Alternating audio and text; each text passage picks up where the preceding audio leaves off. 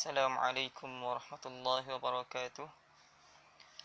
Bismillah, alhamdulillah, wassalatu wassalamu ala rasulillah wa ala alihi wa sahbihi ajma'in. InsyaAllah, tengah hari ini kita akan membincangkan satu perbincangan yang sering diulang-ulang pertanyaannya. Satu perbincangan yang mana soalan tu selalu ditanya oleh muslimat. Perbincangan ni berkaitan dengan naqah ataupun tempoh darah berhenti bagi wanita.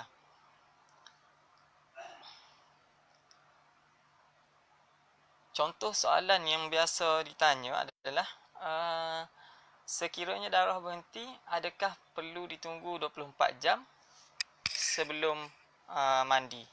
Adakah perlu ditunggu selama 24 jam untuk mandi?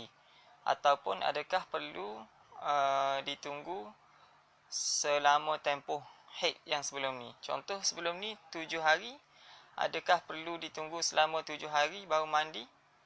Ini adalah perbincangan yang selalu ditanya-tanya oleh golongan wanita.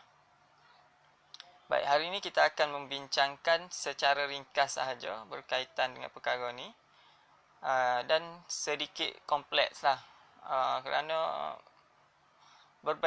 agak berbeza dengan apa yang biasa difahami oleh masyarakat Melayu ni. Baik, untuk membincangkan tentang ni kita tengok contoh dulu. Contoh, okey, seorang wanita keluar haid, contoh dah 5 hari. Seorang wanita mengalami haid selama 5 hari. Tiba-tiba pada hari ini selepas subuh, haid wanita tersebut berhenti. Katakan seorang wanita dah mengalami haid selama 5 hari, tiba-tiba hari ini lepas subuh haid berhenti. Macam mana? Adakah perlu terus mandi ataupun perlu tunggu selama 24 jam? Ini perbincangan yang kita akan bincang pada hari ini. Baik, biasa saya ada dengar ada orang yang mengatakan perlu ditunggu selama 24 jam baru mandi. Contoh dah keluar haid selama 5 hari, tiba-tiba haid berhenti. Untuk mandi tu kena tunggu selama 24 jam. Maknanya dah berhenti, darah dah tak keluar, perlu tunggu selama 24 jam. Ini bukan orang yang biasa cakap. Ada PhD, ada doktor. Okey. Sebelum tu kita kena fahami dulu berhenti tu apa? Berhenti darah tu macam mana? Darah tak keluar tu macam mana? Naqah tu macam mana? Okey. Naqah, perbincangan naqah dalam perbincangan haid ni, kita sebut naqah. Naqah ni adalah keadaan tak berhenti darah, keadaan di mana seorang perempuan tu tak keluar darah dah berhenti. Baik, lain sekali. Naqah adalah keadaan di mana darah tak keluar, darah berhenti. Kalau buka tengok dekat pad pun dah tak ada darah. Dan bila seorang perempuan tu tengok tak ada darah di pad, dia tak boleh sekadar macam tu saja. Tak boleh sekadar tengok di pad saja, tapi kena masukkan kapas sedikit, kena masukkan sesuatu yang warna putih dan tengok sama ada masih ada warna ataupun tidak. Sekiranya sudah tak ada warna dekat pad tu, itu kita panggil naqah. Manakala kalau masih ada warna keruh contohnya, itu kita panggil fatrah. Keadaan fatrah. Fatrah ni masih dalam keadaan haid. Walaupun darah dah tak keluar dan tak ada dekat pad, darah dah tak keluar dan tak ada dekat pad, tapi sekiranya kita masukkan sesuatu ke dalam kemaluan perempuan tu, dan masih ada kesan dekat pad tu, dekat kapas tu yang kita masukkan tu, maka keadaan tu adalah keadaan fatrah. Keadaan fatrah ni masih dalam keadaan haid lah. Baik. Naqah dan fatrah perlu dibezakan lagi sekali. Naqah ni adalah waktu di mana darah dah tak keluar dan bila dimasukkan sesuatu dalam kemaluan, dah tak ada warna dekat kapas tu. Kalau masukkan kapas warna putih, dah tak ada warna putih dekat kapas. Dan kalau fatrah ni pula adalah tempoh di mana dekat pad dah tak ada darah, tapi kalau dimasukkan sesuatu dalam kemaluan ataupun masukkan kapas dalam kemaluan, kapas masih berubah warna. Dengan warna-warna haid lah. Kalau warna hijau tu bukanlah, tu keputihan yang bermasalah. Baik. Fatrah dengan akak, jelas seterusnya. Lagi satu, setakat mana kapas tu perlu dimasukkan? Untuk cek sama ada fatrah ataupun nakak ni, setakat mana kapas perlu dimasukkan. Baik. Kapas itu perlu dimasukkan sekadar bahagian yang tak dibasuh semasa mandi wajib. Batin farosh, kita sebut batin farosh. Batin farosh ni adalah bahagian yang tak dibasuh semasa mandi wajib. Mandi wajib ni tak semestinya basuh sampai ke dalam. Mandi wajib hanya perlu dibasuh bahagian zahir farosh. Bahagian batin farosh ni adalah bahagian di mana tak perlu dibasuh semasa mandi wajib. Dia agak ke dalam sikit dan tak terlalu ke dalam. Baik. Seterusnya, perbincangan tadi. Kalau darah dah berhenti, contoh darah dah keluar selama 5 hari, tiba-tiba darah berhenti selepas subuh, selepas fajar. Kena terus berpuasa ataupun tidak? Kena terus berpuasa ataupun tidak? Ataupun nak tunggu 24 jam dulu baru mandi wajib dan puasa. Baik. Kalau darah tu berhenti selepas subuh, tak boleh puasa lah sebab dia dah haid sebelum ni. Dia dah haid sebelum ni dan darah berhenti selepas subuh, maka dia dah ada waktu haid dalam hari tu. Dia dah ada waktu haid dalam hari tu, maka tak boleh terus berpuasa. Adapun solat macam mana? Solat subuh sempat lagi. Katakanlah dia berhenti selepas subuh. Maksudnya dah masih ada waktu subuh. Sekiranya masih ada waktu subuh, maka dia kena terus mandi. Ini menurut mazhab Syafi'i, dan pendapat yang muktamad di dalam mazhab Syafi'i, dia perlu terus mandi dan solat. Berbeza dengan apa yang biasa dibincangkan dalam masyarakat Melayu, kita perlu tunggu satu tempoh, contohnya 24 jam, ataupun mungkin kalau biasa haid 7 hari, dia akan tunggu sehingga hari yang ke-7. Ini yang biasa diamalkan dalam masyarakat Melayu. Namun yang sebetulnya tak payah tunggu, kena terus bersihkan, mandi wajib dan solat. Okey, itu perbincangan yang pertama. Sekiranya haid berhenti selepas subuh, adakah perlu terus mandi, perlu puasa ke tak? Jawapannya tak payah puasa sebab selepas subuh.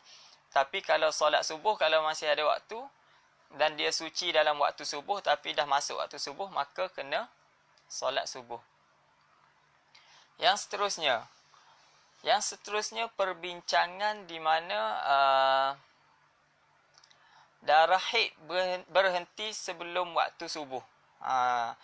Dia dah haid selama 5 hari. Sebelum waktu subuh, haid dia berhenti. Macam mana keadaan macam ni? Maka dia kena berpuasa. Baik, senang kes macam ni, dia kena puasa. Haid berhenti sebelum subuh, maka kena puasa lah. Walaupun tak sempat mandi wajib sebelum subuh, tapi dia kena teruskan berpuasa dan kena solat subuh. Tetapi, katakanlah haid dia dah berhenti. Haid dia dah berhenti sebelum subuh dan dia dah berpuasa, tapi selepas subuh haid dia datang lagi. Haid dia keluar lagi.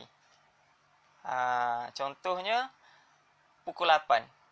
Dia dah berhenti sebelum subuh dan dia dah niat puasa, dah bersahur, dah mula berpuasa selepas subuh tu. Dah puasa dah pun. Tapi pukul 8 darah keluar lagi. Bila darah keluar lagi ni, adakah dia perlu berhenti daripada puasa dia ataupun teruskan berpuasa? Bila darah keluar lagi, dalam keadaan dia dah berpuasa ni, bila darah keluar lagi, automatik dia kena menghukumkan keadaan dia tu adalah keadaan haid. Sekiranya keadaan tu adalah masih dalam tempoh 15 hari 15 malam. masih dalam tempoh 15 hari 15 malam daripada awal haid. Sekiranya tempoh tu daripada awal haid masih dalam 15 hari 15 malam maksimum haid, maka keadaan keluar darah tadi terus dihukumkan sebagai haid. Kita perlu berhukum dengan zahir. Bila darah keluar, maka itu adalah haid. Bila darah berhenti, kita perlu anggap dulu keadaan itu adalah keadaan suci. Baik.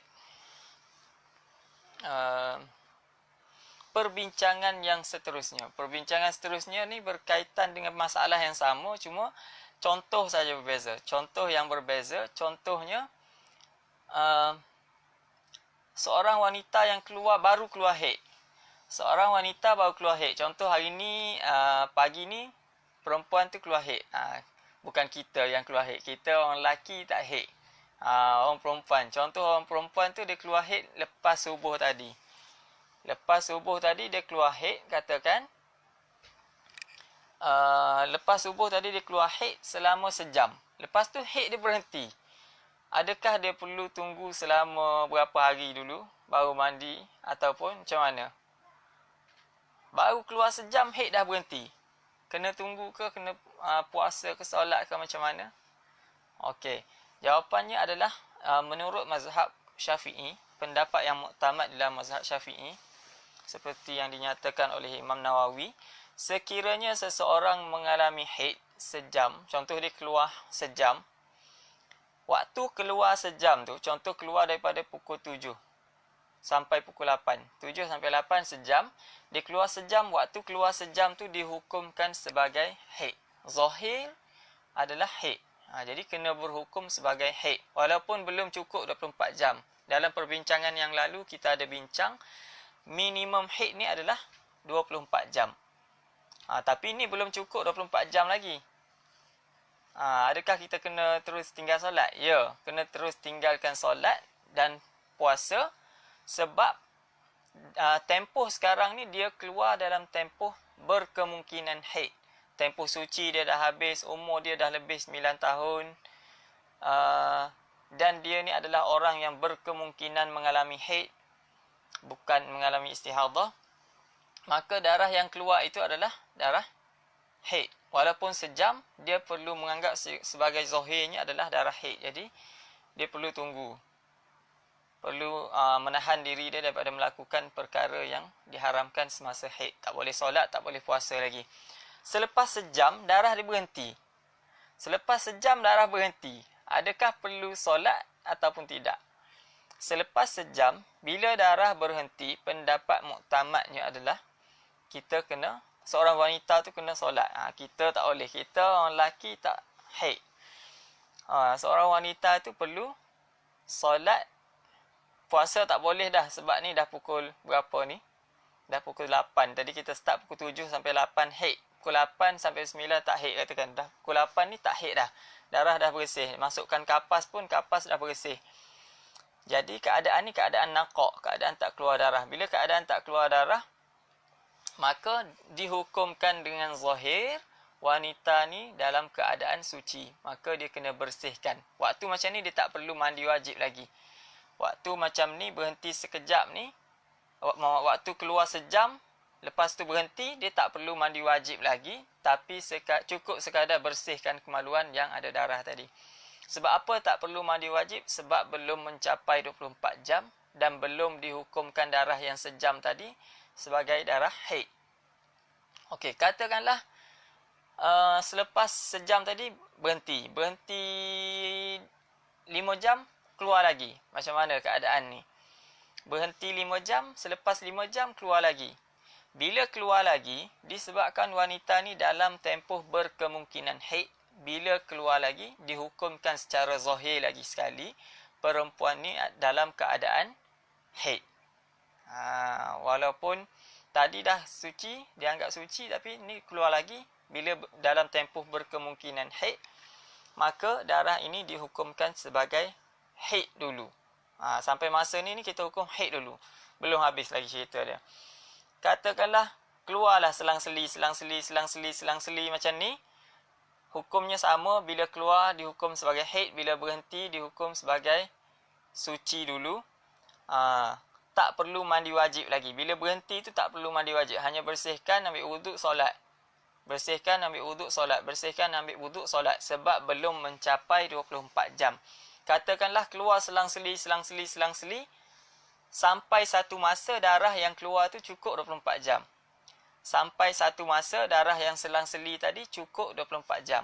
Bila cukup 24 jam, bila darah tu cukup 24 jam, dan darah tu berhenti, contoh dia keluar sejam sehari, ataupun 2 jam, sampai hari ke-7 contohnya. Sampai hari ke-7 cukup 24 jam dan darah tu berhenti. Waktu ni dia perlu mandi wajib selepas darah dia tu berhenti. Tak perlu tunggu 24 jam, tak perlu tunggu adat haid yang lepas. Kalau adat haid yang lepas 10 hari, katakan bila berhenti pada hari yang ke-7 dan darah dia tu dah dikumpul-kumpulkan, ditambah-tambah semua waktu keluar darah tu dah cukup 24 jam, maka dia perlu mandi wajib. Itu kenapa perlu mandi wajib? Sebab dah cukup 24 jam, dah mencapai tempoh minimum suci. Okey, itu kes yang cukup.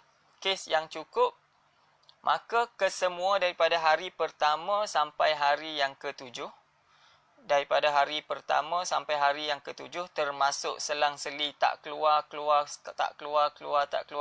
termasuk semua sekali daripada hari pertama sampai hari yang ke-7, menurut pendapat yang muktamad dalam mazhab Syafi'i adalah haid.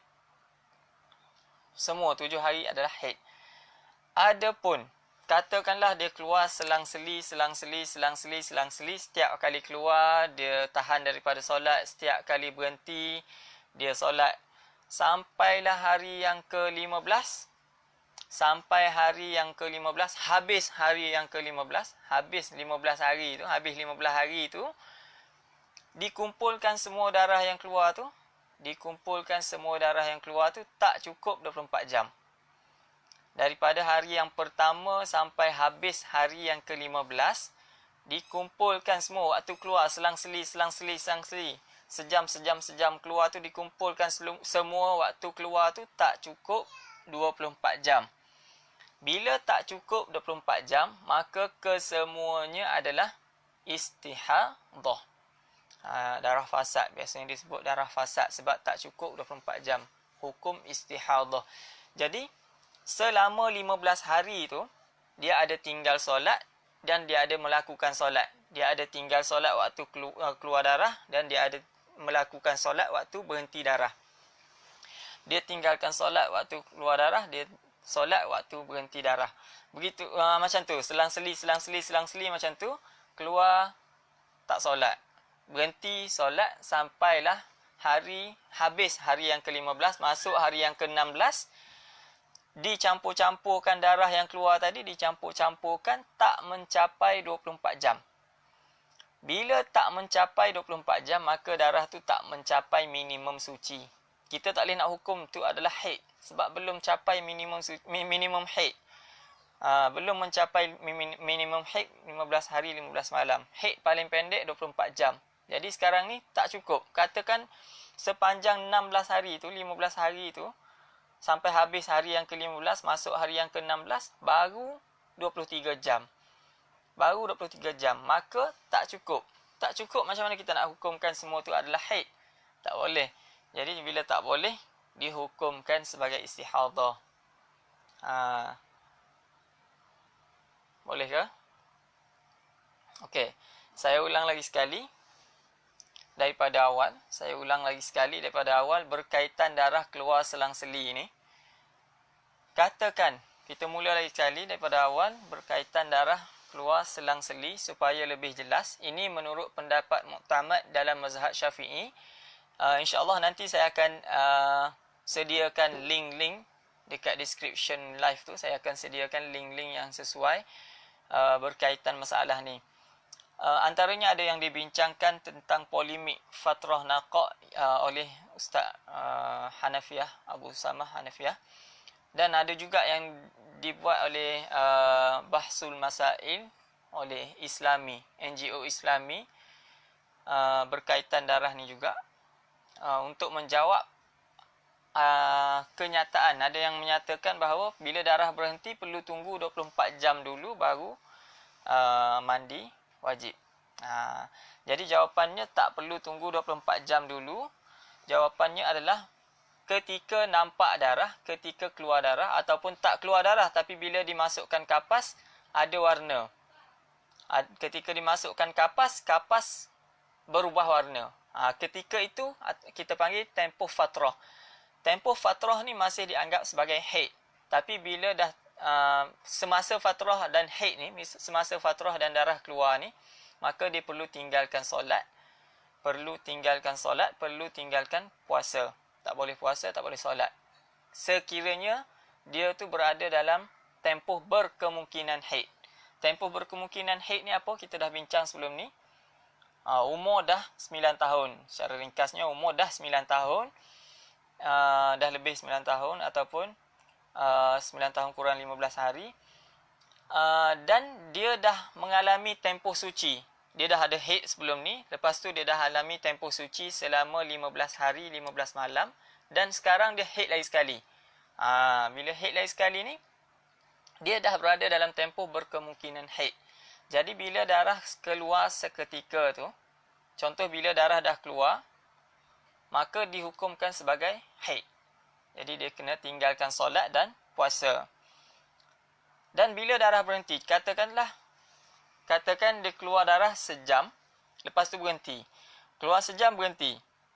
Bila berhenti sejam ni, ada yang mengatakan perlu tunggu. Tak perlu solat lagi. Kena tunggu tempoh, katakanlah bulan lepas dia haid 7 hari.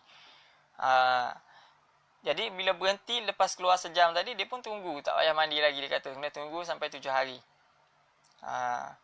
Jadi menurut pendapat yang muktamad dalam mazhab Syafi'i, bila berhenti macam ni, keluar sejam berhenti, dia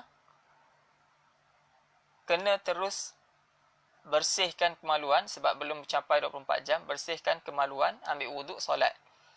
Adapun sekiranya darah dia dah keluar lebih 24 jam baru berhenti, maka dia perlu mandi wajib dan solat bila tak nampak darah. Tapi kita kena tengok juga. Kena tengok juga waktu-waktu berhenti darah. Contohnya dia berhenti waktu zuhur. Awal waktu zuhur katakanlah pukul 1 suku. Sekarang ni zuhur 1:10. Dia berhenti 1 suku. Dia cek darah waktu 1 suku tu dah tak ada darah. Tak semestinya dia terus mandi waktu tu. Dia boleh tunggu sampai penghujung waktu zuhur sekadar dia sempat solat zuhur. Contoh pukul 4 suku asar. Pukul 4 tu dia dah boleh mandi wajib dah. Tak semestinya dia terus nampak bersih je terus mandi. Tak. Dia boleh tunggu sekadar sempat waktu zuhur tu sampailah. Contoh kalau asar pukul 4 suku sampai pukul 4 dia masih boleh tunggu. Tapi tak boleh tunggu sampai 24 jam. Begitulah selanjutnya sampailah hari yang ke-15. Berhenti, kena solat. Tak berhenti, ada darah, masker, tak boleh solat. Begitu juga dengan puasa. Tak boleh kalau darah tu keluar, contoh dia dah berhenti sebelum subuh. Lepas subuh keluar sejam tu, dia nak anggap mungkin ni dah bukan haid, dia kata. Dia pun menganggap dia nak niat, dia nak teruskan puasa dia. Tak boleh.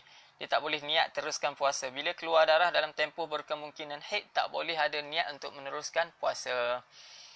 Okey, selanjutnya sampailah hari yang ke-16, habis hari yang ke-15, masuk hari yang ke-16, habis tempoh maksimum haid. Habis tempoh maksimum haid tu darah tak cukup 24 jam. Bila darah tak cukup 24 jam, segala solat dan puasa yang dilakukan di celah-celah tadi tu, segala solat dan puasa yang diamalkan di celah-celah antara darah dan naqaq tadi, darah naqaq, bila dia solat dan puasa dalam waktu naqaq tu, sekiranya darah dia ditotal-totalkan tak cukup 24 jam, maka bila tak cukup 24 jam, maka semua solat dia tu dan puasa dia dalam tempoh yang naqaq tadi tu sah. solat dia dan puasa dia yang dibuat dalam waktu naqak tadi, yang selang-seli tadi tu, solat dan puasa dia sah. Adapun kalau cukup 24 jam, katakanlah dia keluar selang-seli, masa keluar dia tak solat, masa berhenti dia solat, masa keluar dia tak puasa, masa berhenti dia puasa, sampailah hari yang ke-15, cukup 24 jam. Bila cukup 24 jam, maka kesemuanya daripada hari yang pertama sampai hari yang ke-15 adalah haid. Maka solat dia tak sah, puasa dia pun tak sah. Dia kena qada balik. InsyaAllah akan dirujukan, akan saya masukkan dalam description live ni. Wa sallallahu ala sayyidina Muhammad wa ala alihi wa sahbihi wa baraka wasallam. Sekadar tu saja untuk hari ini, ringkas saja. Yang mana boleh faham. Yang mana tak boleh faham, mungkin boleh diteruskan lagi pembacaan ataupun boleh ulang balik video ni, dengar lagi sekali. Yang kurang tu daripada saya lah, yang tak pandai untuk menyampaikan sesuatu yang senang ni, dan yang baik itu daripada Allah. Sallallahu alaihi wasallam Muhammad wa ala alihi wa sahbihi wa baraka wasallam. Alhamdulillahirabbil alamin.